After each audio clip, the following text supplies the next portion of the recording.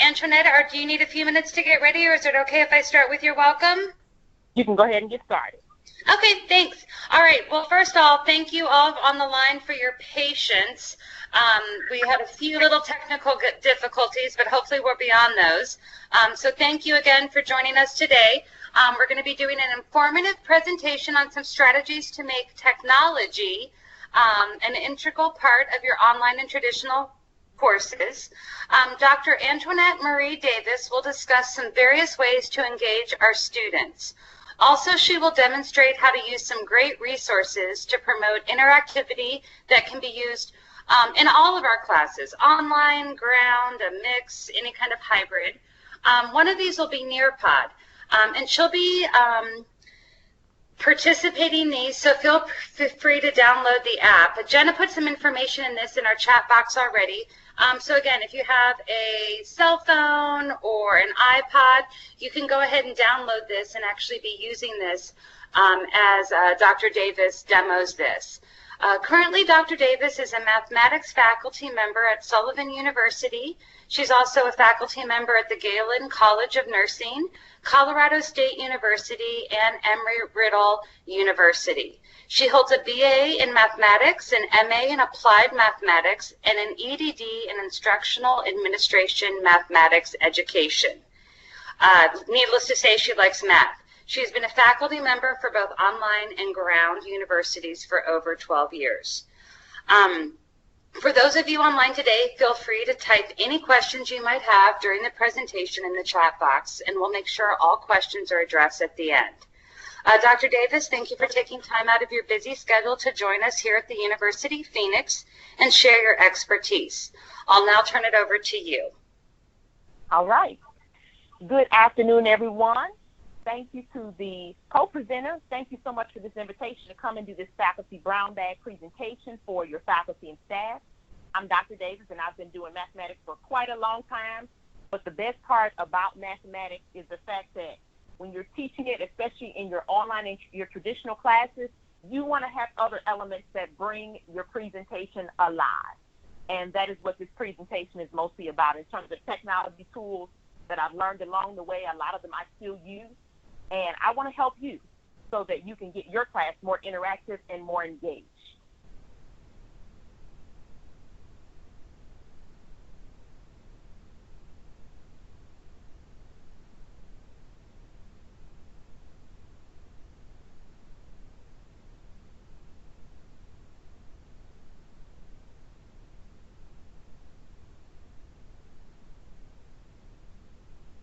I'm waiting for the agenda to come up. For some reason, it's acting like it doesn't want to come up.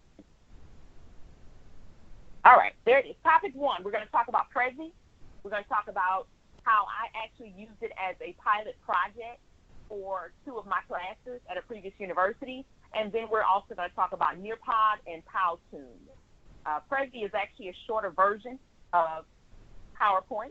We've all been to those presentations where there were a million PowerPoint slides, and we were utterly bored to death. Well, Prezi is one of those presentation softwares that limits you to 9 slides. So you have to find a way to make everything concise for your particular presentation. For Nearpod is actually a way for you to control your student's cell phone, and I'll show you how to do that in a moment through a demonstration. And also Powtoon is the cartoon version of a brief lecture that you may have in your course. As far as Prezi, I use Prezi for 2 classes, MAT 105 and MAT 112, and I did the case study between January and May of this year. And for both classes, I did Prezi presentations, remember, still limited to 9 slides for each of these classes. And I did it for every class as well as every review that we did in class, because I wanted to make sure that I didn't provide any barriers for student learning. All of these presentations were made available to students via Blackboard. They had access to them throughout the entire course. And I have 2 theories.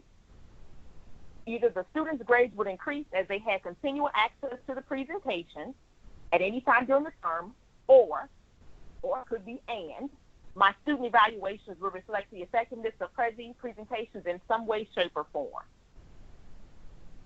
Well, theory 1's results. Students who attended class regularly and used the Prezi notes continually did see an increase in their overall grade over time. The access to technology is very important for students, especially those who have to be absent for illness or be away from class. These presentations made them feel as though they hadn't missed anything. So these are actual comments that I took from the course evaluation. For the MAT 105 course, one of the students said her Prezis were a good change to the usual PowerPoints that I see in most of my other classes and explain things well. And then, of course, MAT 112. This class says, had her Prezis available for us to go over again online on our own time. And there was also a final because all of the regular tests I created. So, of course, I always knew what was on them. But the final exam was created by another faculty member. I was not given access until the morning that I released it to the students. And I thought to myself, if these Prezis are really what they are, it is highly likely that I shouldn't have too many incorrect problems for student papers. Well, when the time came to grade the papers, of course, we had that wonderful red pen that we always have when we grade papers. And for most exams, I marked maybe 2 questions wrong. And this is because of Prezi. Prezi worked so well, and I went exactly from my textbook and some other resources that I found. Prezi worked so well that the comments for the course evaluations reflected that Prezi was the best option for those 2 classes. These both were lecture classes, and all of these students toward the end were like, we wish we could use these for every single class. So I want to show you what a Prezi looks like. This is the intro screen. This is Prezi Classic. Now, of course, this is the free version, so clearly that could be why they call it Classic. But they have other paid versions that you can use that have more features.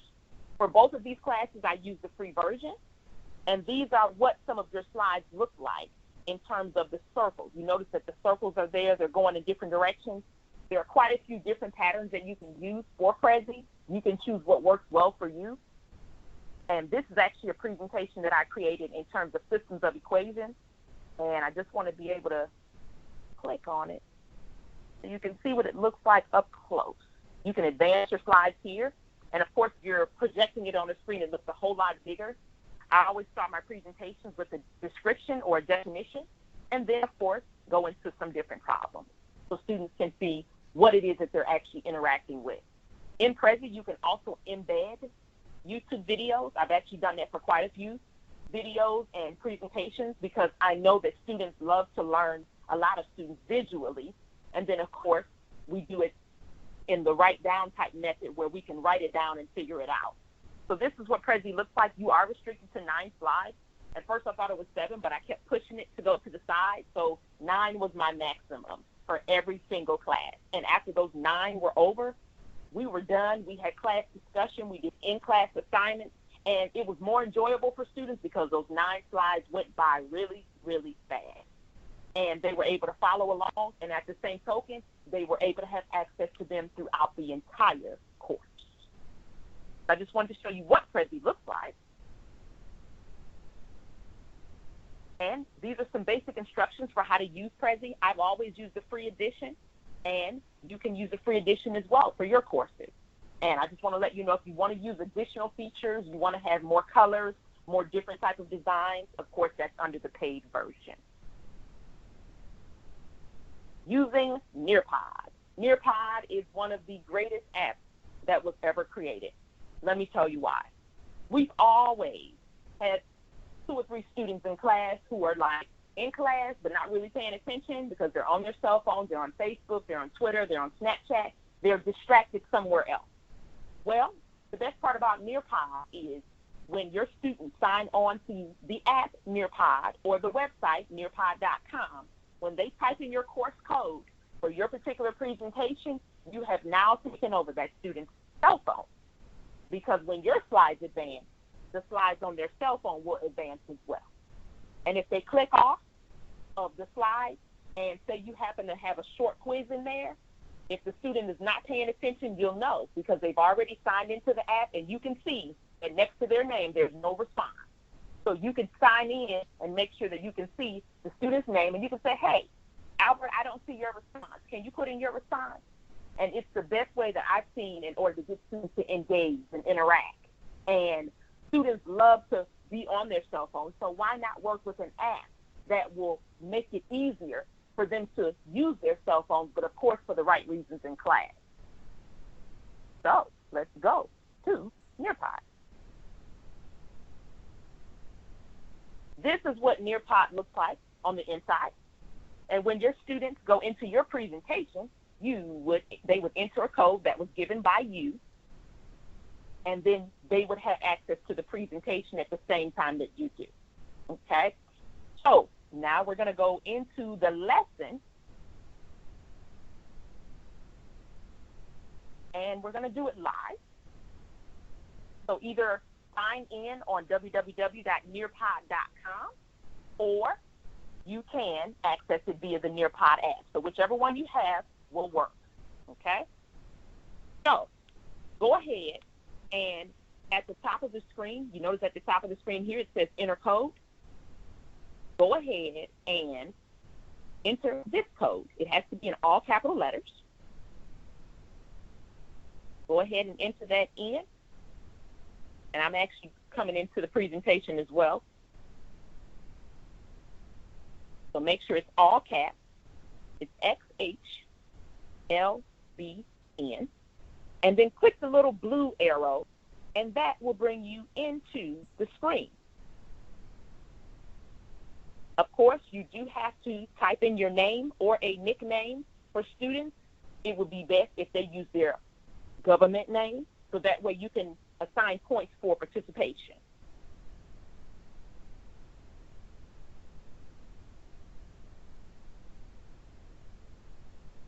So enter your name, and then click send.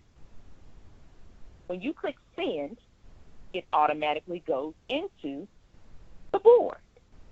Okay, so does everybody have the code XHLBN? And of course, that is in all caps.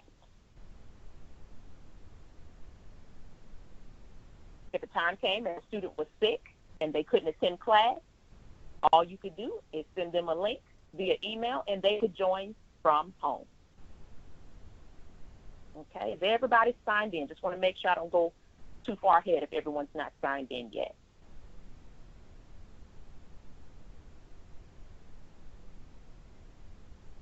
Okay.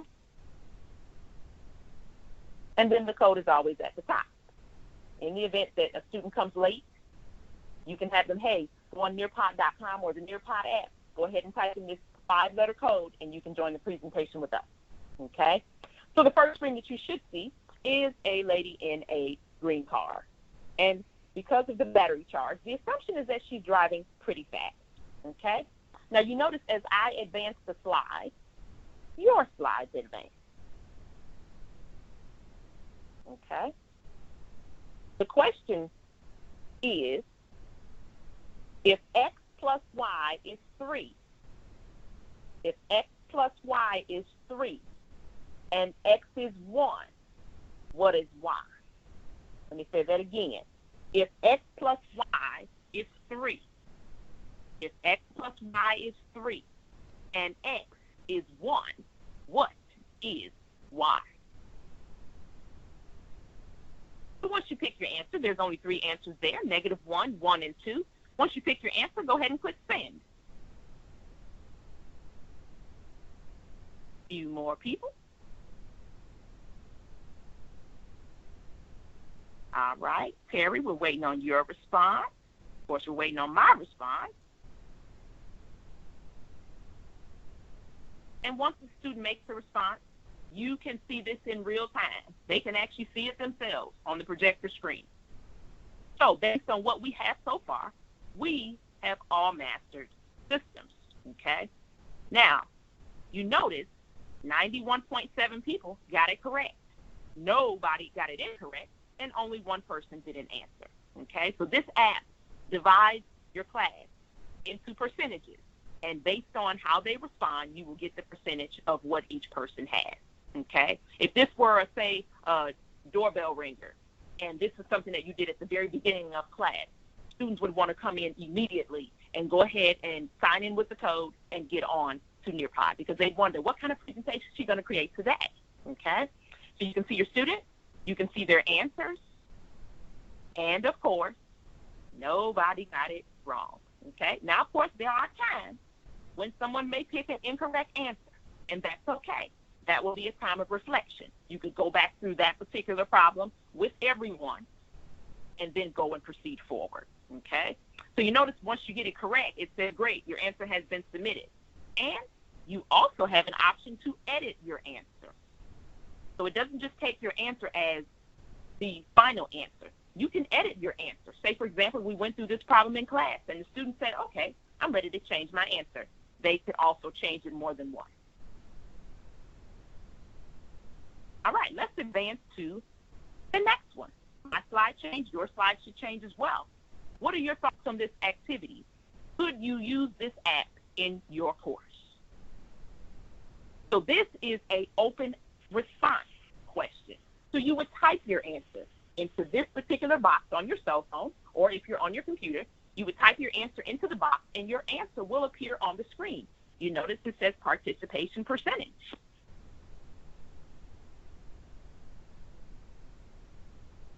So go ahead and type in your response.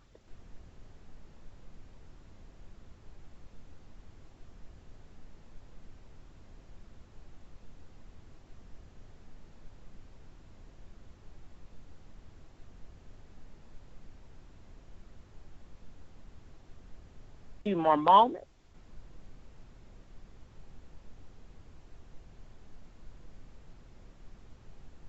And once you're done, go ahead and send your answer.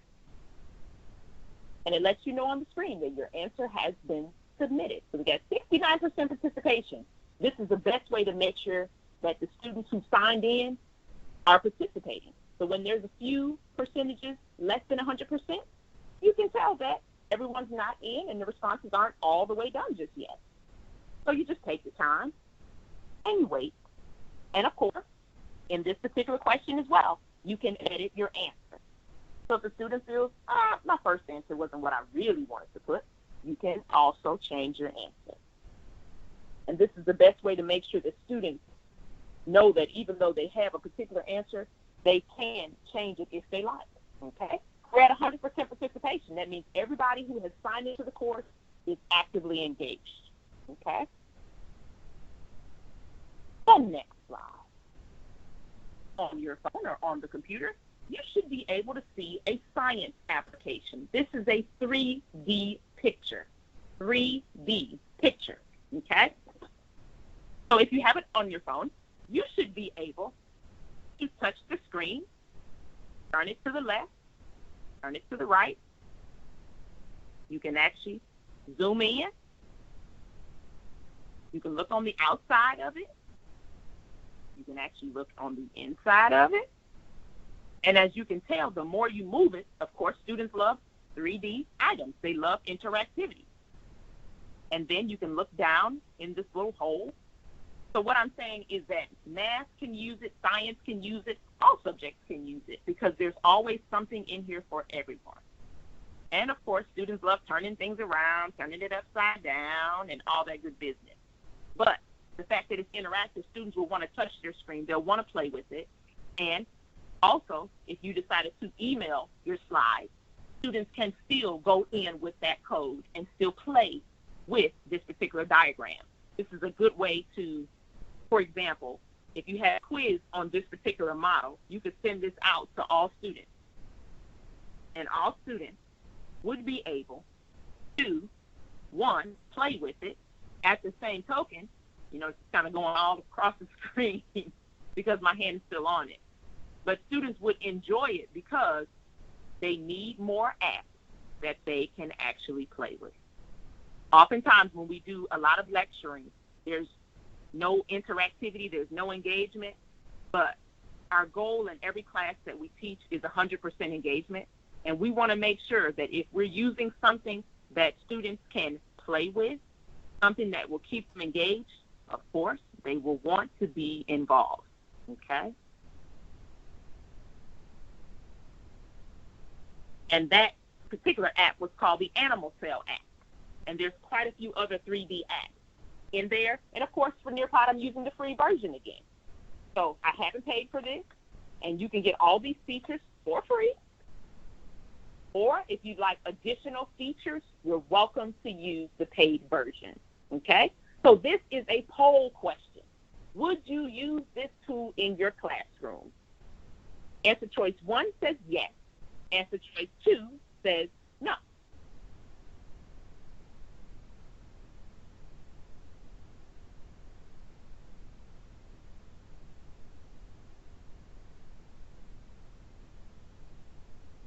And of course, after more thought, you are also welcome to change your answer, okay?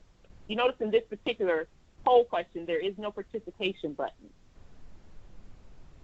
You're only able to see it in real time, okay? And it's okay if you decide not to use this tool, because everybody has to be comfortable with whatever tool they use, because students are going to ask questions, and if you're not comfortable with a particular tool, they will know, okay?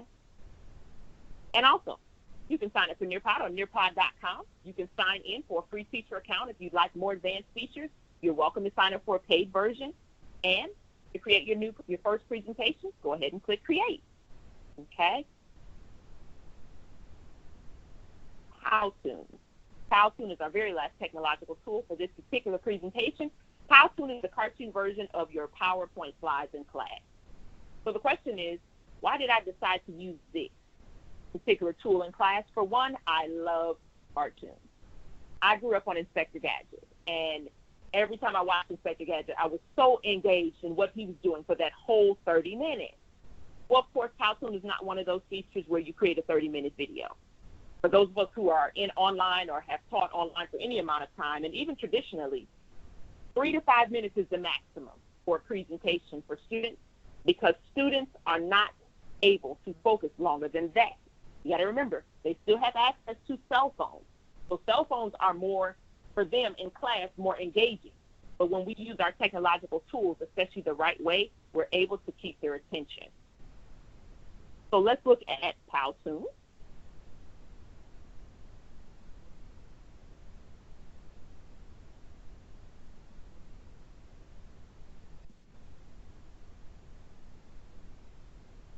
So as I'm bringing up the Powtoon presentation, I want to show you that I'm using the classic version, still using the free version, and the way to create your Powtoon is, number 1, write a script. That's exactly what I did from the very beginning. I wrote a script on what I wanted to discuss with students. And then after that, you're welcome to record a voiceover, or you can use music in the background if you like, or you can have no music and just send it out as is. Okay, so step 1, write the script. Step 2, record the voiceover. And then, of course, you can add any visual elements that you'd like. Okay, and I actually did this in a training course, and it's called Cartoon on Like Terms. So I actually created a cartoon on like terms, and at the same token, I had to make sure that I didn't make it too long. Of course, we all know that some of those presentations can go real, real long. And when it comes to long presentations, you lose students. And you don't want to lose students at all.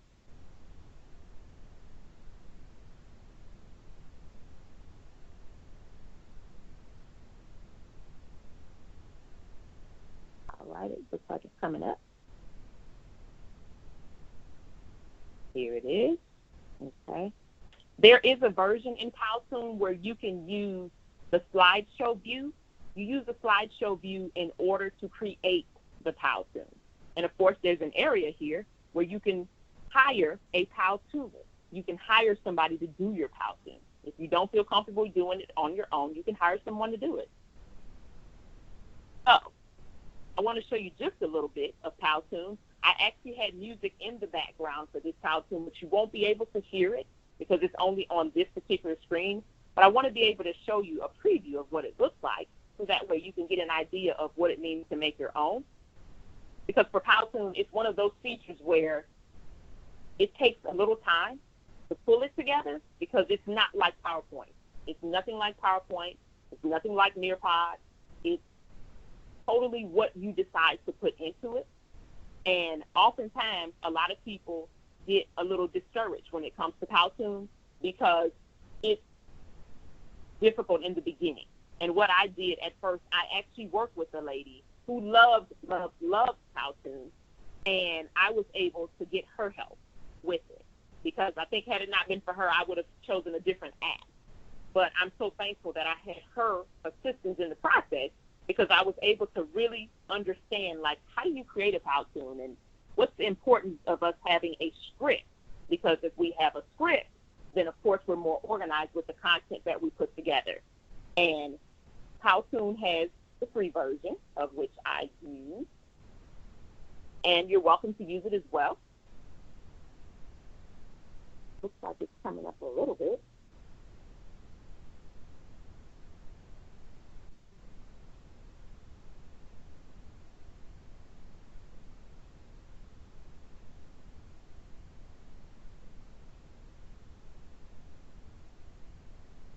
Here it is. It's the Cartoon on Light Terms. It's actually only 4.5 minutes maybe. And I did my best not to make this presentation long. The fact that it's cartoon, it goes by pretty quickly, okay? You notice it's in slide version. So I have 27 slides, but because this is a cartoon, it rolls. It rolls based on how you put it together. And you can decide how long you want to keep a certain slide on the screen. For some slides I had 3 seconds. For other slides I had 5 seconds. So some are longer than others.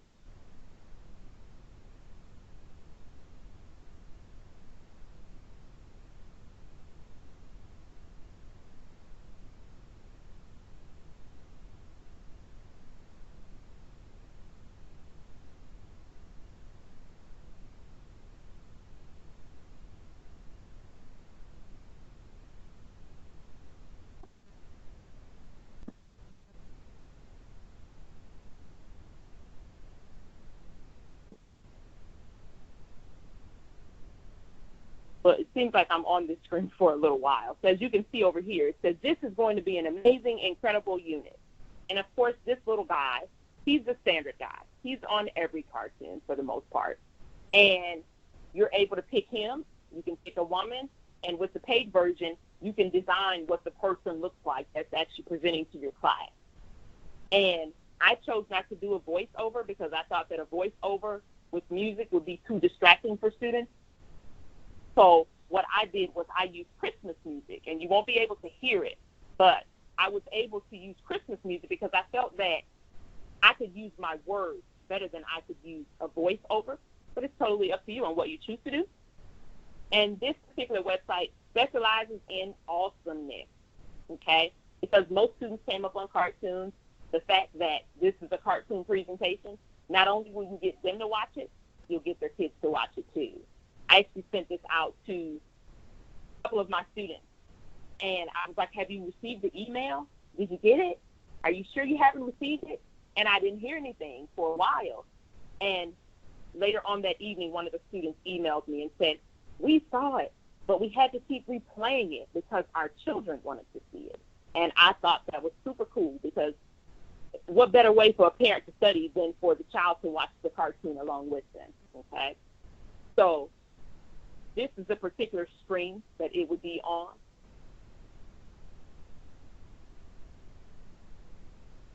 Right now, it seems to be stuck in that particular mode. But Powtoon has this screen, and after slideshow view, you can switch it to movie view. And when you switch it to movie view, you're able to see what it looks like when you send it out to students. Because, of course, you're not sending students your slides. You want to send students your movie. So in sending them the movie, that gives them an opportunity to see, oh, wow, this is what my teacher created for me. And to be honest, students really feel special when you create an app, or not necessarily an app, but a presentation that's just for them. And the fact that their kids think it's super cool because they're going to school and mommy and daddy are watching cartoons while learning in this class. How rare is that? I mean, how many classrooms have you seen where a instructor is actually using a cartoon to teach particular content to their students? How often do you see that? You don't see it very often. Well, Powtoon is a fairly new app. It's been out about a few years, but I found out about it last year, about 2 years ago, and I started using it. And I don't use it for every class, but I do use it for a few classes. And students, so far, the response has been tremendous.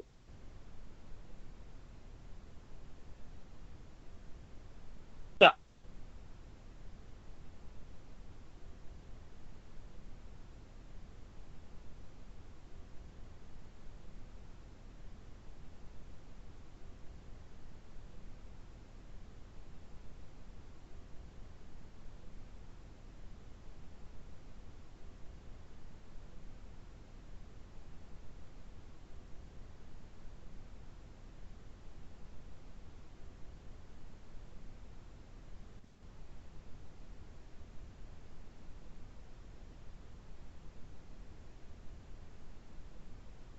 In the next slide, we're talking about a summary of 5 things, 5 helpful tips that you can use when using technology in your own classes.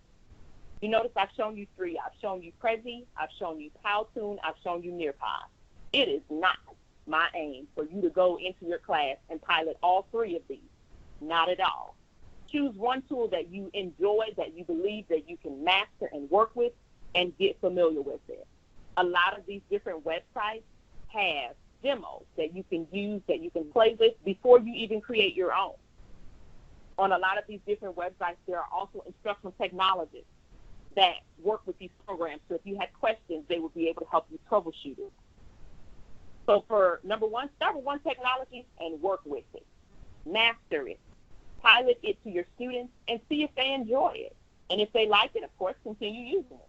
If they don't, then, of course, there's so many technological tools out there that you can use. And you'll find one that is best fit for your class. Also, number 2, because this is a classroom, the classroom should be shared by the instructor and the student. And once the student finds out, hey, my instructor knows how to use Nearpod, can we do that for a group presentation? You've now brought students into their own critical thinking. And now they're able to create ideas because they saw you do it first. Number 3, technology can be used in all courses on campus and even online. Because you got to remember, for online, you have to do something a little bit different than what you would do for your traditional students. But if you're using a technological app, you're able to, for example, as you notice in a lot of these different applications, I was able to send a link out.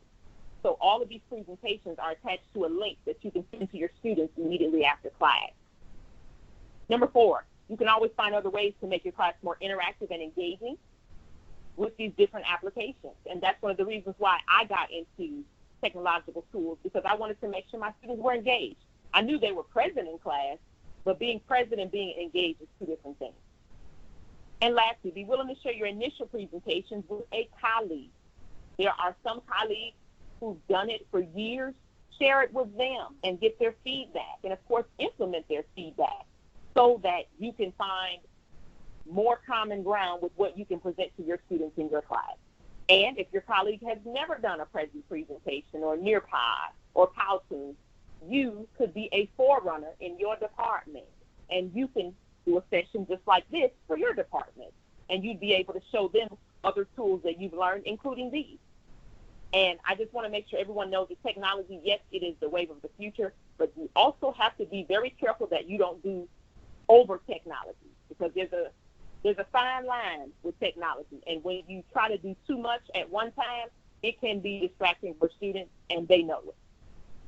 So in summary, all these tools can be used in any class, in any particular subject, on campus or online.